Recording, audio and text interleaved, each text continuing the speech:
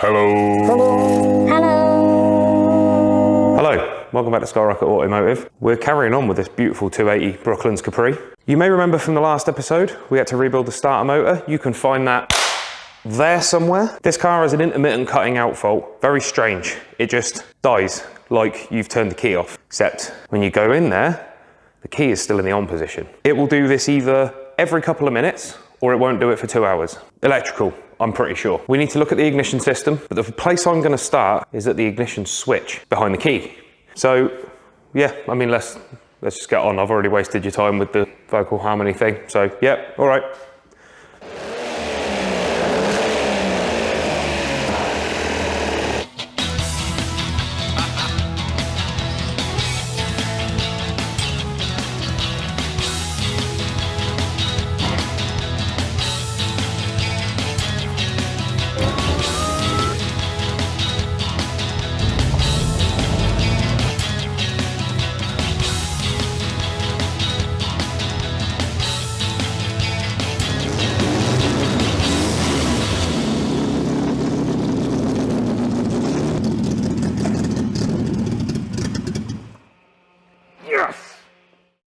So the 280 Brooklands in and of itself isn't a particularly complicated vehicle outside of the usual K-Jet funny business. Number one priority is we're gonna have to get under the dashboard.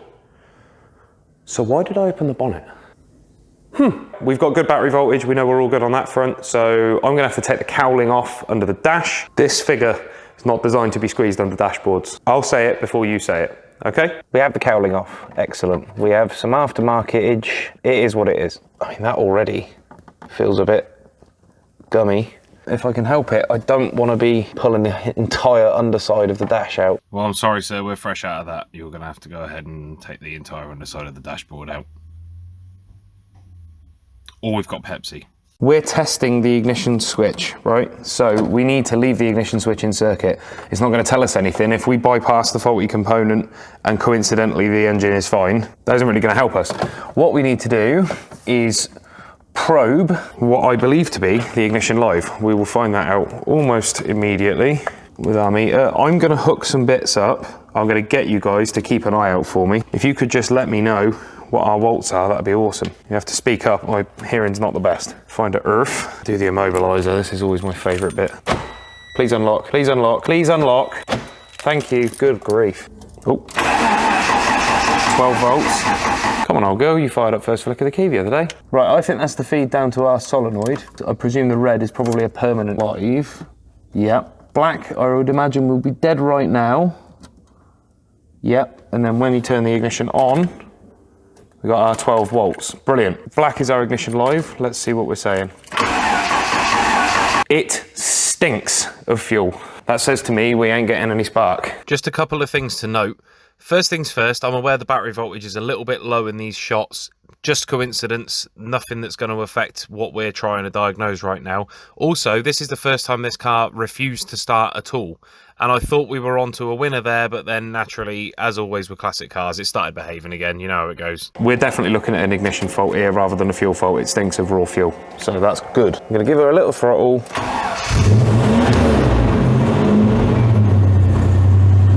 Look at that. Alternator's healthy. Instantly started recharging the battery. Now annoyingly we need to just sit here and see what we can see. Do you see? How weird is that? A little bit of throttle again so we don't flood her.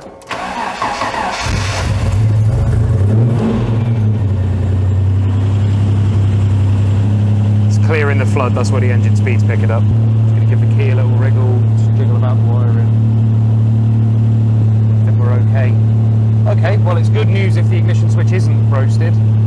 I can't get it to play up. I think we can call this a success. I think our ignition switch is probably all right. That's good. The black and yellow wire is for the starter dash. Whoa, whoa, whoa, whoa, whoa, whoa. Did you see what happened then? I moved. What was that? You're not gonna play up at all now, are you? You little sod. Literally all I did was put my probe back on our ignition live and it woke it up mid-stall, which it's not done before. It's just gone bleh. Great. Oh, what? I was literally about to do a piece to camera about how typical it is that now I've got all my test gear out, the car's going to behave. Dead. Do you see how randomly it happens? We've been running for probably 20 minutes in here.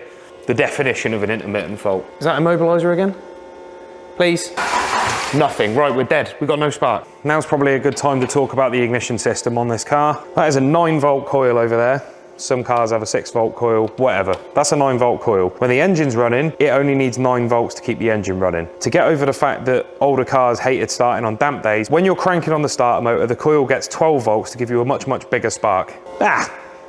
Bit of zoom, you'll be all right. So we're actually seeing 10 volts right now. Not ideal. Enough to burn up the coil. Now, what I would like to know is this now working because I'm giving it an earth by connected it to the battery?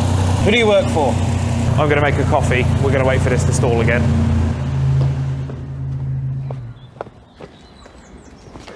What happened? Did you see it? So did you guys see what happened there? Because I didn't. You just couldn't let me go for a coffee break, could you? Oh. I did something. Or did I? I don't know. Coil's hot. Coil's way hotter than it should be considering how much airflow it's currently got. What did I do? Oh! Ow! Okay, I just got an electric shock. I'm going to walk away. I'm going for a coffee. I said I'm going for a coffee. Please don't break down. I'm going for a coffee. That didn't work. Right. All right, well, it appears that Ford Capris can't be fooled in quite the same way that certain British Leyland products can. I've told it 3 times I'm going for a coffee break. I've looked away from the meter. I've looked at the meter. Nothing. The coil is getting hot. There's no 2 ways about it. Like hot. I've got asbestos hands and even I'm noticing that's hot. This is infuriating. This is the longest this has run in the time it's been here. Please brake. I never thought I'd ask a car to stop working. I am traveling off to the other side of the universe in here. I need to stop. I need some fresh air. I can't open the doors. It's a long story. The doors will open. It's not that. We're busy. We're busy. And this thing just will not break down. And that is why I hate intermittent faults. Because now I'm in a position where I have the time, tools, and inclination to find out what's wrong with it. It's happy as Larry.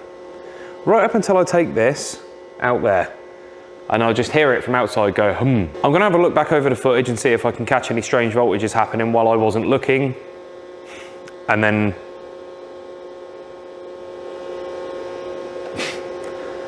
I hate it.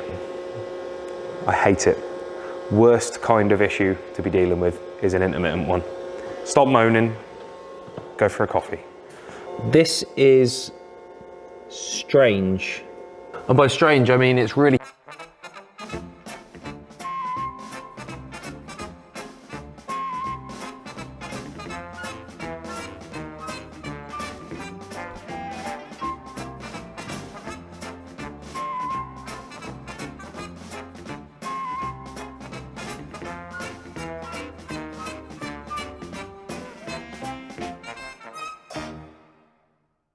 So, ultimately, it's just one of those things. You've got to keep an optimistic mindset sometimes, and basically we just need to keep working away until we can isolate what the exact fault is and kill the fault. I'm not throwing parts at this thing because that won't solve the problem. I can see myself getting the big guns out in a minute. I've got a Lucas ignition system tester over there. I think we just plot that on the manifold, rig it up and see what happens. We do have a Motorcraft module here. It looks to be a transistor ignition system. We'll run the engine with the meter connected, see if we can make it stall and watch the voltage. If we can't, I'll disconnect it, see if it suddenly becomes a problem. Now, why am I doing that? Because that tells me we are basically giving it a path to earth via the voltmeter. I know that's technically not how it works, but you will be amazed at how often that has solved a problem. So we may find that the reason it's not breaking down is because we're trying to test it. So we need to and see if it makes the situation any worse. Thanks, appreciate it. Right, what's going on? 9.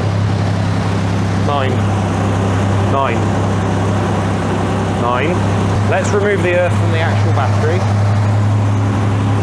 Maybe go somewhere else. Here.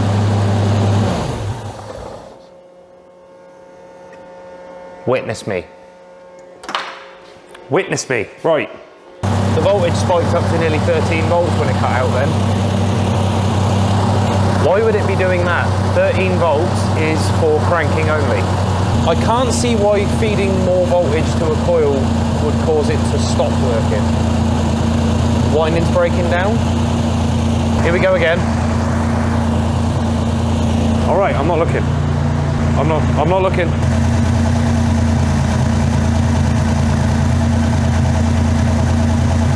This isn't funny anymore. Off. Me and this car are not getting along, but that's fine. We'll just leave it at that. So, I did put a coil in it. I don't tend to just put parts on things, but the coil that was fitted was getting so hot that I had to rule it out. I don't know if I got it on camera, but when it did it with the meter connected, the coil input voltage spiked from 9 volts all the way up to 12 when the engine stalled. So, we may be looking at a ballast wire. The trouble is, I don't know where it is. I phoned Alan Jeffrey. Now, Alan Jeffrey is a fascinating chap, and at one point back in the day, he did so many of these, and we were on the phone for about 45 minutes. What a lovely chap. We were just talking about turbos, old school fuel systems. It was great. It's always nice to chat to my people. Long story short, I asked Alan, and he went, don't know. So if he can't remember, what chance do I have? What I'm going to do right now, there is a little guy sitting on the bulkhead here that intercepts the coil wiring. It's a capacitor.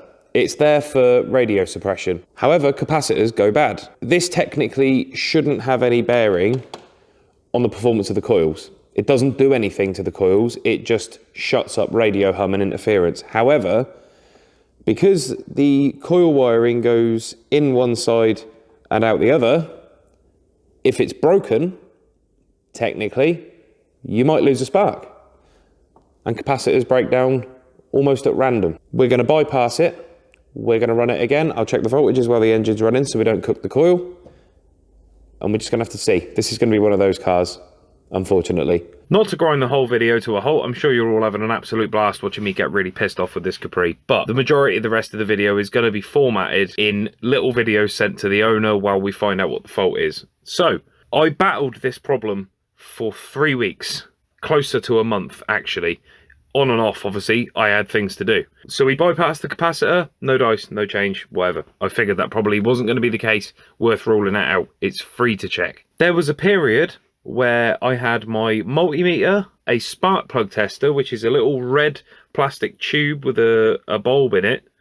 And as the spark passes through, you connect the HT lead to one end, the spark plug to the other. As the spark passes through, it flashes. I had that connected.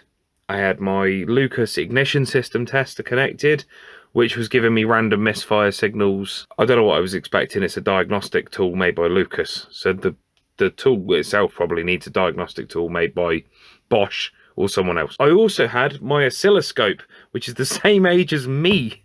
It's a one of them big units. Big old Bertha with a CRT screen in it. I love it to pieces, and it's ever dependable. Anyway, I had all of that hooked up. It was so handy to have Logan there. He was looking at the spark plug tester, watching for the pulse. And at one point, I was in the car. We'd whittled it down to the fact that when this happens, on cranking, the spark was noticeably weaker at the spark plug tester. Instead of a big flash, it was a lazy buh, buh, buh. Certainly nowhere near enough to fire fuel up. While Logan was watching that, at one point, sheer coinky dink that I had the camera out at the time, I'm sat in there and the rev counter went boop as the engine stalled. Yep, it jumped. Got it.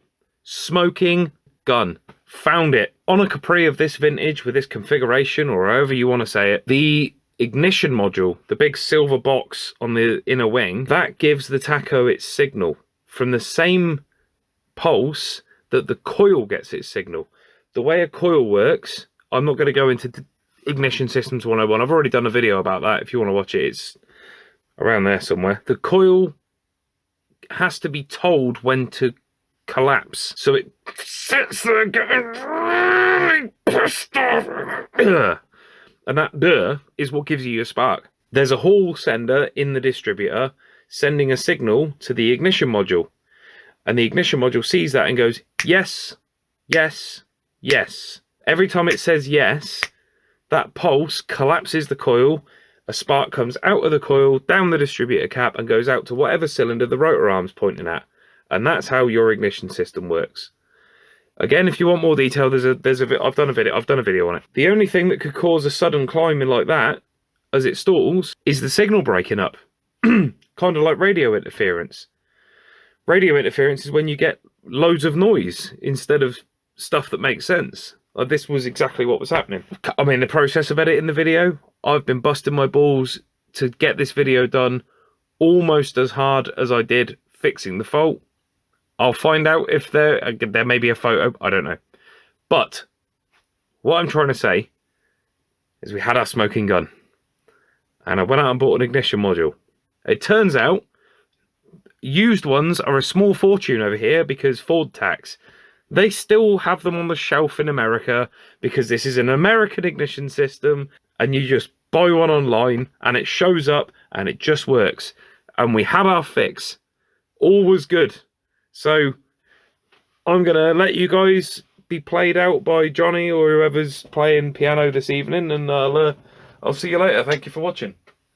The module is flipped up the other way and I've got a probe on this wire. This is the trigger feed wire for the coil negative and the tack, the rev counter. Noticed when we lose spark, the rev counter was jumping. Those are both fed by this guy. This guy translates the signal coming off the distributor and basically sends out, it should send out a pulse, which it seems to be doing. If we change the divisions over time, you can, yeah, there we go. There you go. Pretty bloody consistent, to be honest.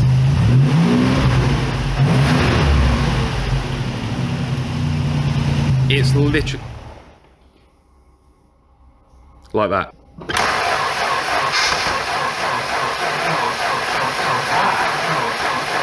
Lots of noise.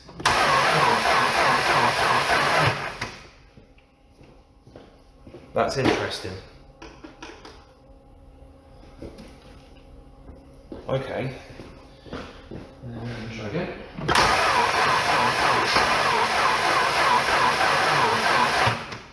Yeah, got a really faint spark.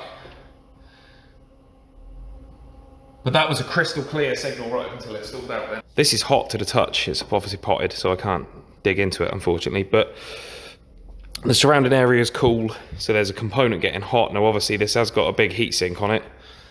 But considering how noisy that's just gone after randomly cutting out, I would argue there's probably a component in here getting heat soaked, or it's failed, or failing. It's literally just the whole of it's a TCI system from a 8 valve essentially, but with a big massive ignition module. So it takes the whole signal, interprets that, and then switches the negative on and off for the coil, and at the same time also feeds the rev counter. And when it's stalling, the rev counter jumps and it loses all spark, and those things happen simultaneously. I had Logan confirming that we'd lost spark when I was watching the tack. So I reckon ignition module at this point. Now we've had a chance to cool down, look. First flick of the key.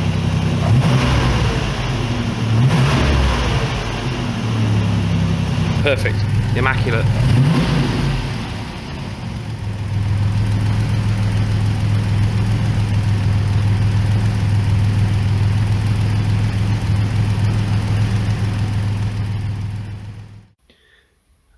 And sure enough, as you can see, once we cooled that ignition module down where the potting resin was getting hot, it woke back up. It worked perfectly until the time it got hot again. It got hot in the exact same spot. That says to me a MOSFET breaking down or getting overly hot, or a capacitor, something.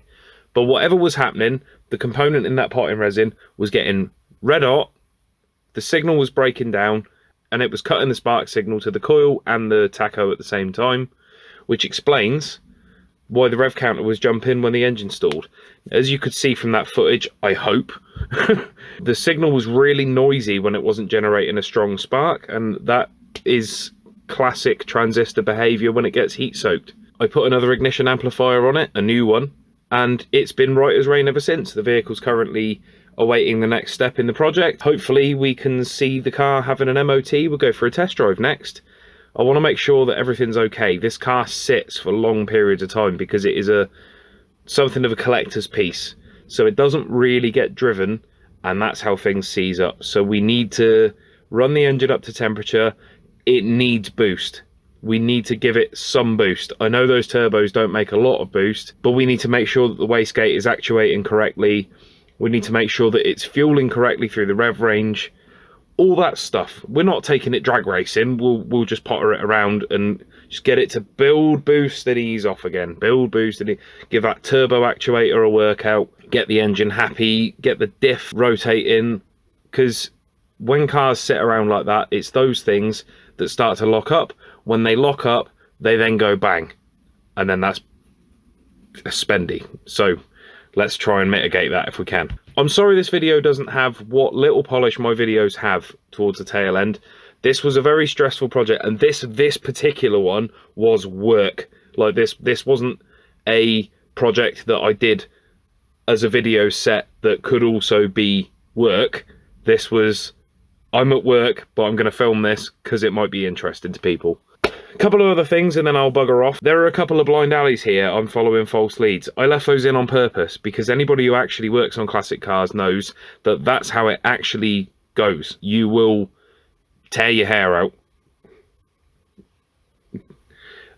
trying to figure out a problem. I think it's important to show how the sausage is made in that regard, because I've got a workshop and all the rest of it, but I'm a human being and it doesn't matter what I know or don't know. There are times where things are confusing.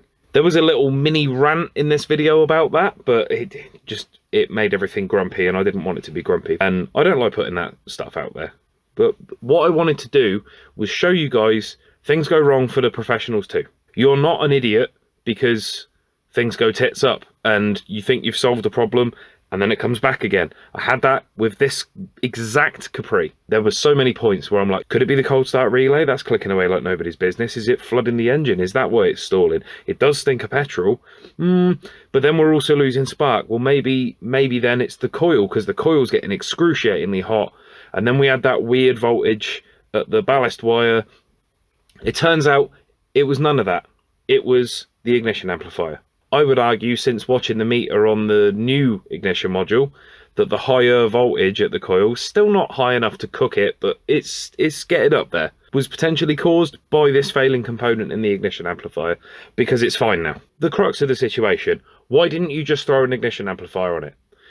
Because what if it wasn't the ignition amplifier? How many invoices do you send to the customer for parts they don't need before you start to feel guilty? Because for me, it's one invoice. One invoice where I am not 100% convinced that that's what it is or will get us closer. That's one invoice too many for me. I don't just willy-nilly throw parts on things, and I hope you understand that that's just how I do things. You might see it as more efficient to charge the customer £850 for a load of stuff that they don't need because let's change it all. But you're replacing it with modern reproduction parts that simply aren't as well made as the old parts. So we try and keep the originals whenever possible. At least I do. You do you. I'm not here to row with anybody. I just hope you enjoyed the video. With all that said, thank you very much for watching. Please don't forget to like, comment and subscribe. And I'm very excited to show you where we're going next with Albert and Maverick. I've got a hunch that Albert might actually start. Why did I say that? Maverick, on the other hand, Maverick's a bit of an enigma, and you're just going to have to wait to find out. Genuinely grateful for you all. I just wanted to say that. You're brilliant. I appreciate you taking the time to watch little old me with their shitty little channel in their shitty little workshop, working on some actually surprisingly nice cars, considering how scruffy I am. Appreciate it. Appreciate you. You're great. Look after yourself. I'll see you on the next one.